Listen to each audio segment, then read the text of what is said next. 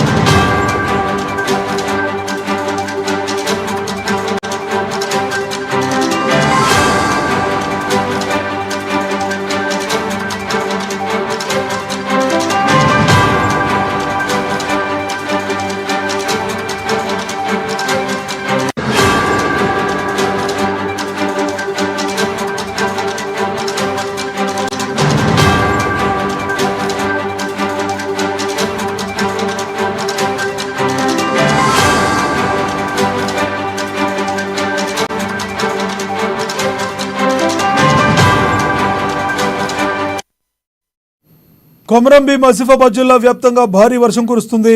రేపు జరగబోయే పార్లమెంట్ ఎన్నికల నేపథ్యంలో జిల్లా కేంద్రంలో ఈదురు గాలులతో కూడిన భారీ వర్షానికి పంపిణీ కేంద్ర ప్రాంతంలో అతలాకుతలమైంది.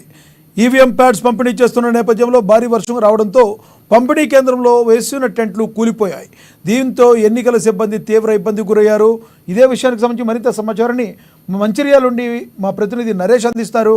నరేష్, చెప్పండి, రేపు పార్లమెంటు ఎన్నికలు ఉన్న నేపథ్యంలో ఈ రకంగా వర్షం రావడం వలన ఇబ్బందులు ఎలా ఉన్నాయి? రేపొద్దునికి ఏమన్నా ప్రాబ్లం లేకుండా ఉండే అవకాశం ఉందా?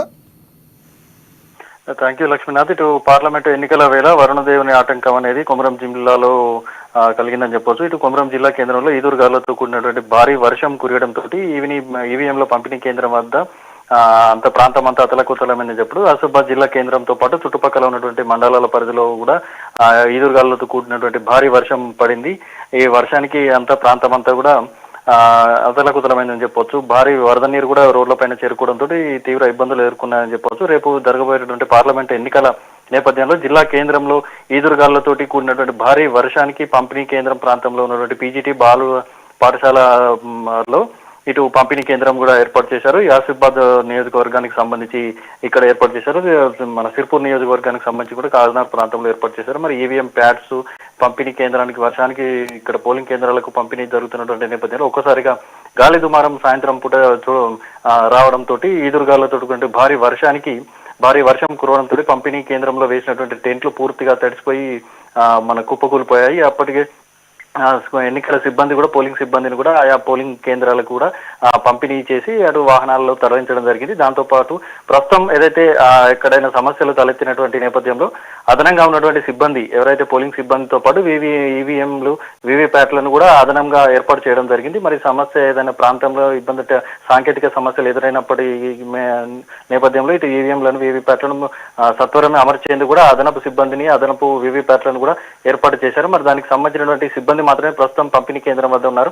ఒక్కసారిగా కురిసినటువంటి భారీ వర్షానికి ఆ సిబ్బంది మొత్తం ఈవీఎంలు వీవీప్యాట్లను కూడా అక్కడ పాఠశాల ఆవరణలో ఉన్నటువంటి గదుల్లో భద్రపరిచి మిగిలిన కొన్ని వరండాలో కూడా పట్టుకుని ఇక్కడ భద్రపరచడం జరిగింది. మరి వారికి ఉండేందుకు కూడా గదుల్లో కూడా తాళం వేసి ఉండడంతో కొంత ఇబ్బంది కూడా ఎదుర్కొన్నటువంటి పరిస్థితులు కనిపిస్తా ఉంది.